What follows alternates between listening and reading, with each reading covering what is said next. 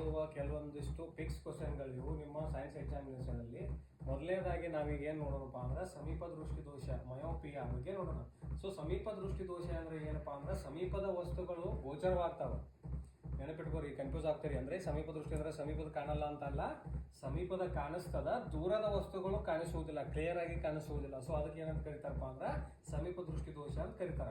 ಈ ಸಮೀಪ ದೃಷ್ಟಿ ದೋಷಗಳಿಗೆ ಕಾರಣಗಳು: ಕಣ್ಣುಗುಡ್ಡೆಗಳು ಸಹಜ ಸ್ಥಿತಿಗಿಂತ ಉದ್ದವಾಗಿರುವುದು, ಕಣ್ಣಿನ ಮಸೂರದ ವಿಪರೀತ ವಕ್ರತೆ, ಇವೆರಡು ಕಾರಣಗಳು.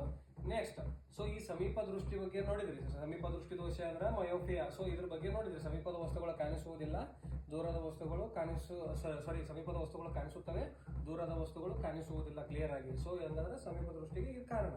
ನೆಕ್ಸ್ಟ್, ದೂರದೃಷ್ಟಿ ಹೈಪರ್ ಮೆಟ್ರೋಪಿಯಾ. ದೂರದ ವಸ್ತುಗಳು ಸ್ಪಷ್ಟವಾಗಿ ಗೋಚರವಾಗ್ತಾವ, ಆದ್ರೆ ಸಮೀಪದು ಅಸ್ಪಷ್ಟ ಗೋಚರವಾಗ್ತಾವ. ಇದಕ್ಕೆ ದೂರದೃಷ್ಟಿ ಅಂತ ಕರೀತಾರೆ. ಸೊ ಈ ದೂರದೃಷ್ಟಿಗೆ ಕಾರಣಗಳು ಏನಪ್ಪಾ ಅಂದ್ರೆ ಕಣ್ಣು ಗುಡ್ಡಗಳ ಸಹಜ ಸ್ಥಿತಿಗಿಂತ ಚಿಕ್ಕದಾಗಿರುವುದು, ಕಣ್ಣಿನ ಮಸೂರದ ಸಂಗಮ ದೂರದ ಉದ್ದ.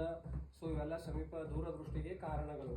ಈ ಸಮೀಪ ದೃಷ್ಟಿ ಮತ್ತು ದೂರದೃಷ್ಟಿಗೆ ಸರಿಪಡಿಸಲು ಯಾವ ಮಸೂರಗಳನ್ನು ಬಳಸ್ತಾರಪ್ಪ ಅಂದ್ರೆ ಸಮೀಪ ದೃಷ್ಟಿಗೆ ನಿಮ್ನ ಮಸೂರವನ್ನು ಬಳಸ್ತಾರ, ದೂರದೃಷ್ಟಿಗೆ ಪಿನ ಮಸೂರವನ್ನು ಬಳಸ್ತಾರ. ಸೊ ಇದು ನಿಮ್ಗೆ ಎಕ್ಸಾಮ್ನಾಗ ಕನ್ಫ್ಯೂಸ್ ಆಗ್ತದೆ. ಯಾವ ರೀತಿ ನೆನಪಿಟ್ಕೊಳಪ್ಪ ಅಂದ್ರೆ ಸನಿದಪ, ಸಮೀಪ ದೃಷ್ಟಿಗೆ ನಿಮ್ನ ದರ್ಪಣ, ದೂರದೃಷ್ಟಿಗೆ ಪಿನ ದರ್ಪಣ, ಈ ರೀತಿ ಕೋಡ್ ಮಾಡಿಬಿಟ್ಟು ಸನಿದಪ ಅಂತ ನೆನಪಿಟ್ಕೋಬೇಕು. ಕಾಂತೀಯ ಬಲರೇಖೆಗಳ ಗುಣಲಕ್ಷಣಗಳು. ಕಾಂತೀಯ ಬಲರೇಖೆಗಳು ಏನಪ್ಪಾ ಅಂದ್ರೆ ಒಂದನ್ನೊಂದು ಯಾವತ್ತಿಗೂ ಛೇದಿಸುವುದಿಲ್ಲ. ಇವು ಯಾವತ್ತೂಪ ಅಂದ್ರೆ ಕ್ಲೋಸ್ಡ್ ಸರ್ಕ್ಯೂಟ್ ಆವೃತ ಜಾಲಗಳಾಗಿರ್ತಾವೆ. ಎಲ್ಲೂ ಗ್ಯಾಪ್ ಕೊಟ್ಟು ಬಿಡಿ ಬಿಡಿ ಆಗಿರುವುದಿಲ್ಲ, ಕಂಟಿನ್ಯೂಸ್ ಏನಾಗಿರ್ತಾವಪ್ಪ ಅಂದ್ರೆ ಆವೃತ ಜಾಲಗಳಾಗಿರ್ತಾವೆ. ನೆಕ್ಸ್ಟ್ ಪಾಯಿಂಟ್, ಇವು ಏನಪ್ಪಾ ಅಂದ್ರೆ ಉತ್ತರ ಧ್ರುವದಿಂದ ಉತ್ಸರ್ಜಿತಗೊಂಡ ದಕ್ಷಿಣ ಧ್ರುವದಲ್ಲಿ ಏನಪ್ಪಾ ಅಂದ್ರೆ ವಿಲೀನಗೊಳ್ಳುತ್ತಾವ. ಯಾವ ಕಾಂತೀಯ ಬಲರೇಖೆಗಳು.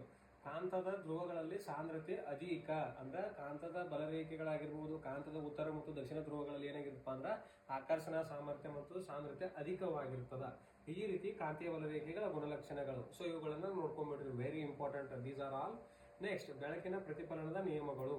ಬೆಳಕಿನ ಪ್ರತಿಫಲನದ ನಿಯಮಗಳು. ಮೊದಲನೇ ನಿಯಮ, ಪತನ ಕೋನ ಪ್ರತಿಫಲನ ಕೋನಕ್ಕೆ ಸಮವಾಗಿರುತ್ತದೆ. ಬೆಳಕಿನ ಕಿರಣ ಪತನ ಕೋನ ಮತ್ತು ಪ್ರತಿಫಲನ ಕೋನ ಇವೆರಡು ಏನಾಗಿರ್ತಾವಪ್ಪ ಅಂದ್ರೆ ಸಮವಾಗಿರ್ತಾವ.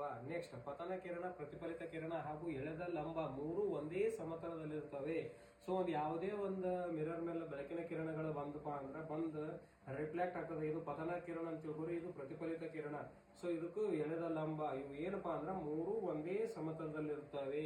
ಇದು ಬೆಳಕಿನ ಪ್ರತಿಫಲನದ ಎರಡನೇ ನಿಯಮ. ಮೊದಲನೇ ನಿಯಮ, ಪತನ ಕಿರಣ ಮತ್ತು ಪತನ ಕೋನ ಮತ್ತು ಪ್ರತಿಫಲಿತ ಕೋನ ಏನಾಗಿರ್ತಾವಪ್ಪ ಅಂದ್ರ ಎರಡೂ ಸಮಾಂತರವಾಗಿರ್ತಾವ. ಇದೊಂದು ಇಮ್ಯಾಜಿನರಿ ಲೈನ್ ಹೇಳಿದಾಗ ಸೊ ಎರಡು ಕೋನಗಳಲ್ಲಿ ಉಂಟಾದ ಕೋನಗಳು ಏನಾಗಿರ್ತಾವಪ್ಪ ಅಂದ್ರೆ ಸಮಾಂತರವಾಗಿರ್ತಾವ. ಜರಾಯುದ ರಚನೆ ಯಾವ ರೀತಿ ಇರ್ತದ, ಅದರ ಕಾರ್ಯ ಏನು? ಸೊ ಇದು ನಿಮಗೆ ಫಿಕ್ಸ್ ಕ್ವಶನ್. ಜರಾಯುವಿನ ರಚನೆ ಏನಪ್ಪಾ ಅಂದ್ರೆ ಇದು ತಟ್ಟೆ ಆಕಾರದ ರಚನೆಯನ್ನು ಹೊಂದಿರ್ತದ. ತಾಯಿ ಏನಿರ್ತದಪ್ಪ ಅಂದ್ರೆ ತಾಯಿಯ ಗರ್ಭಾಶಯದ ಒಳಗೆ ಹುದುಗಿಕೊಂಡಿರ್ತದ. ಯಾವ ಆಕಾರವನ್ನು ಹೊಂದಿರ್ತದಪ್ಪ ಅಂದ್ರೆ ತಟ್ಟೆ ಆಕಾರದ ರಚನೆಯನ್ನು ಹೊಂದಿರ್ತದ. ತಾಯಿಯ ದೇಹದ ಒಳಗೆ ಗರ್ಭಾಶಯದ ಒಳಗೆ ಹುದುಗಿಕೊಂಡಿರ್ತದ. ಸೊ ಇದರ ರಚನೆ ಆಯ್ತು. ನೆಕ್ಸ್ಟ್ ಇದರ ಕಾರ್ಯವನ್ನು ನೋಡೋದಾದ್ರೆ ಇದೇನ್ ಮಾಡ್ತದಪ್ಪ ಅಂದ್ರೆ ಮಗು ಮತ್ತು ತಾಯಿಯ ನಡುವೆ ಸಂಪರ್ಕ ಕೊಂಡಿಯಂತೆ ಕಾರ್ಯನಿರ್ವಹಿಸ್ತದ.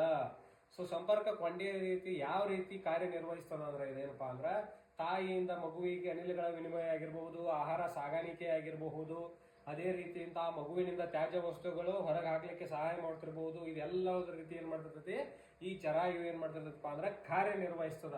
ಇನ್ನೊಂದು ಇಂಪಾರ್ಟೆಂಟ್ ಥಿಂಗ್ ಏನಪ್ಪಾ ಅಂದ್ರ ತಾಯಿಯ ದೇಹದಲ್ಲಿ ಜೀವಕೋಶಗಳ ದುರಸ್ತಿಗಳ ಕಾರ್ಯ ನಡೆದಾಗ ಈ ಜರಾಯು ಏನ್ ಮಾಡ್ತದಪ್ಪ ಅಂದ್ರ ತಾಯಿಗೆ ಈ ಜರಾಯುವಿನ ಮೂಲಕ ಆ ಮಗು ಜೀವಕೋಶಗಳನ್ನ ಕಳುಹಿಸಿಕೊಡ್ತಿರ್ತದ.